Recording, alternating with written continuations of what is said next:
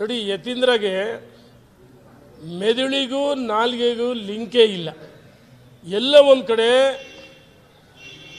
ನಿರಂತರವಾಗಿ ಸದಾ ಸುದ್ದಿಲಿರ್ಬೇಕಂತ ಹೇಳಿ ವಿವಾದಾತ್ಮಕ ಹೇಳಿಕೆಗಳನ್ನು ಯತೀಂದ್ರ ಕೊಡ್ತಾ ಇದ್ದಾರೆ. ನಾನು ಕೇಳ್ತೀನಿ ಯತೀಂದ್ರ ಅವರಿಗೆ,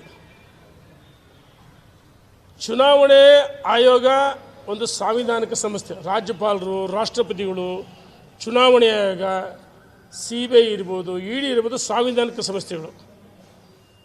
ಯತೀಂದ್ರ ಭಾಳ ಎಳಸು ರಾಜಕಾರಣದಲ್ಲಿ, ಎಲ್ಲ ಒಂದು ಕಡೆ ಲೈಮ್ ಲೈಟಿಗೆ ಬರಬೇಕು, ಸದಾ ಸುದ್ದಿಲಿ ಇರಬೇಕಂತೇಳಿ ಇಂಥ ವಿವಾದಾತ್ಮಕ ಹೇಳಿಕೆಗಳನ್ನು ಕೊಡ್ತಾ ಇದ್ದೀನಿ. ನಾನು ಯತೀಂದ್ರ ಅವ್ರಿಗೆ ಕೇಳ್ತೀನಿ, ನೋಡಿ, ವೋಟ್ ಚೋರಿ ಕಾಂಗ್ರೆಸ್ ಅಧಿಕಾರಕ್ಕೆ ಬಂದಾಗಿಂದ ಕತ್ತಲು ರಾತ್ರಿ ಈ ದೇಶದ ಜನರಿಗೆ ಕಲಿಸಿದ್ದು ನೀವು. ಭ್ರಷ್ಟಾಚಾರ, ಹಣ ಹಂಚಿ ರಾಜ್ಯಕ್ಕೆ ಅಧಿಕಾರಕ್ಕೆ ಬಂದಂಥವ್ರು ನೀವು. ಆಯಿತು, ರಾಹುಲ್ ಗಾಂಧಿ ಅವರು ಹೇಳಿಕೆ ಕೊಡ್ತಾರಲ್ಲ, ಇಷ್ಟು ವರ್ಷ ದೇಶದಲ್ಲಿ ನೀವೇ ತಾನೇ ಆಡಳಿತ ಮಾಡಿದ್ದು, ಆವಾಗ ಮತಗಳತನ ನೀವೇ ಮಾಡಿದ್ದಾನೆ. ಹಣಬಲ, ತೋಳ್ಬಲ, ಅಧಿಕಾರ ಬಲ ದುರುಪಯೋಗ ಮಾಡಿಕೊಂಡು ಇಷ್ಟು ವರ್ಷ ಅಧಿಕಾರ ಮಾಡಿದ್ರಿ ದೇಶದಲ್ಲಿ. ಈ ದೇಶದ ಪ್ರಜ್ಞಾವಂತ ಮತದಾರರು ನಿಮಗೆ ಕಪಾಳ ಮೋಕ್ಷ ಮಾಡಿ ಲೋಕಸಭೆಯಲ್ಲಿ ಪ್ರತಿಪಕ್ಷ ನಾಯಕ ಸ್ಥಾನ ಅವಕಾಶದಲ್ಲಿ ಆ ರೀತಿ ಮಾಡಿದರು. ಇನ್ನೂ ಬುದ್ಧಿ ಬಂದಿಲ್ಲ. ಏನಿದೆ ಆರೋಪ? ನೀವೇ ತಾನೇ ಮತಗಳತನ ಮಾಡಿದ್ದು. ಯಾವುದೇ ಸಾಕ್ಷ್ಯ ಆಧಾರಗಳಿಲ್ಲ.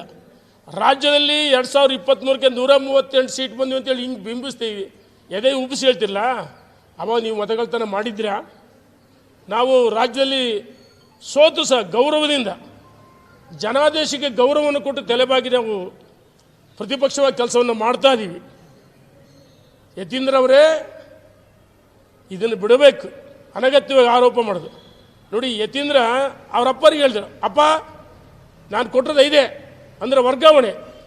ಮೊಬೈಲ್ನಲ್ಲಿ ಮಾತಾಡಿ ಮಾಧ್ಯಮಕ್ಕೆ ಸುದ್ದಿಯಾಗಿ ಜನರಿಗೆ ಕಾಮಿಡಿ ಪೀಸ್ ಆದ್ರಿ.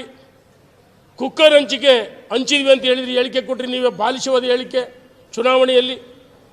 ಮತ್ತು ಕಳೆದ ವಾರ ಬೆಳಗಾಂನಲ್ಲಿ ಸಿದ್ದರಾಮಯ್ಯನವರ ಉತ್ತರಾಧಿಕಾರಿ ಸತೀಶ್ ಜಾರಕಿಹೊಳಿ ಅಂತ ಹೇಳಿರಿ. ನಿಮ್ಮ ಸಚಿವರುಗಳೇ ಕೆಲವರು ಡಿಫೆಂಡ್ ಮಾಡ್ಕೊಂಡ್ರು, ಇನ್ನು ಕೆಲವರು ಅದು ವೈಯಕ್ತಿಕ ಹೇಳಿಕೆ ಅಂದರು. ರಾಮನಗರದ ಶಾಸಕರು ಏನು ಹೇಳಿದರು? ಯತೀಂದ್ರಗೆ ಅಧಿಕಾರ ಕೊಟ್ಟದ್ದು ಯಾರು? ಮತ್ತು ಚನ್ನಗಿರಿ ಶಾಸಕರು ಹೇಳಿದರು. ಭಾಳಷ್ಟು ಜನ ಶಾಸಕರು ಟೀಕೆ ಮಾಡಿದರು. DK ಶಿವಕುಮಾರ್ಗೆ ದೂರು ಕೊಡಿದರೆ, ಈಗಾಗಲೇ DK ಶಿವಕುಮಾರ್ ನಮ್ಮ ರಾಷ್ಟ್ರೀಯ ನಾಯಕರಿಗೆ ವರದಿ ಮಾಡಿದ್ವಿ ಅಂತ ಹೇಳಿದರು.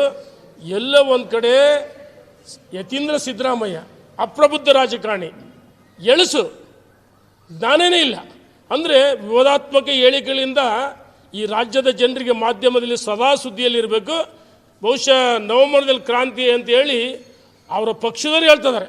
ಹಾಗಾಗಿ ಎಲ್ಲ ಒಂದು ಕಡೆ ಮುಂದೆ ಉನ್ನತ ಹುದ್ದೆ ಅಲಂಕರಿಸ್ಬೇಕಂತೇಳಿ ಈ ರೀತಿ ವಿವಾದಾತ್ಮಕ ಹೇಳಿಕೆಗಳಿಂದ ಫ್ರಂಟ್ ಲೈನಿಗೆ ಬರ್ಬೇಕಂತೇಳಿ ವಿವಾದಾತ್ಮಕ ಹೇಳಿಕೆಯನ್ನು ಕೊಡ್ತಾ ಇದ್ದಾರೆ. ಇದು ಅತ್ಯಂತ ಖಂಡನೀಯ. ಚುನಾವಣಾ ಆಯೋಗದ ಆಯುಕ್ತರ ಬಗ್ಗೆ ನೀವು ರಾಜಕೀಯ ಪುಡಾರಿ ಅಂತ ಹೇಳ್ತಾರಲ್ಲ, ನಿಮ್ಮ ಪಕ್ಷ ಪುಡಾರಿ ಪಕ್ಷ. ಅಧಿಕಾರಕ್ಕೆ ಬಂದಂಥವ್ರು ಸ್ವಜನ ಪಕ್ಷಪಾತ, ಭ್ರಷ್ಟಾಚಾರಕ್ಕೆ ಮತ್ತೊಂದು ಹೆಸರು ಕಾಂಗ್ರೆಸ್. ಹಾಗಾಗಿ ಈ ಹೇಳಿಕೆಯನ್ನು ಖಂಡಿಸ್ತೀವಿ. ತಕ್ಷಣ ವಾಪಸ್ ಪಡಿಬೇಕು. ಎಲ್ಲ ಒಂದು ಕಡೆ ಏನು ಯತೀಂದ್ರ ಸಿದ್ದರಾಮಯ್ಯನವರು ಬೆಳಗಾವಿನಲ್ಲಿ ಹೇಳಿಕೆ ಕೊಟ್ಟರೆ, ಅವ್ರ ಹೇಳಿಕೆ ಅಲ್ಲ, ಇದನ್ನು ಡೈವರ್ಟ್ ಮಾಡೋಕ್ಕೋಸ್ಕರ ಸಿದ್ದರಾಮಯ್ಯನ ಸ್ವತಃ ಅವ್ರ ಮಗನ ಬಾಯಲ್ಲಿ ಹೇಳ್ಸಿರೆ. ಹಾಗಾಗಿ ಇವರ ಹೇಳಿಕೆಗೆ ಯಾವುದೇ ಕವಡೆ ಕಾಸಿನ ಕಿಮ್ಮತ್ತಿಲ್ಲ ಅಂತ ಹೇಳಕ್ಕೆ ಇಚ್ಛೆಪಡ್ತೀನಿ. ತಕ್ಷಣ ಚುನಾವಣೆ ಆಯೋಗದ ಮುಖ್ಯ ಆಯುಕ್ತರ ಅವ್ರಿಗೆ ಕ್ಷಮೆ ಕೇಳಬೇಕು.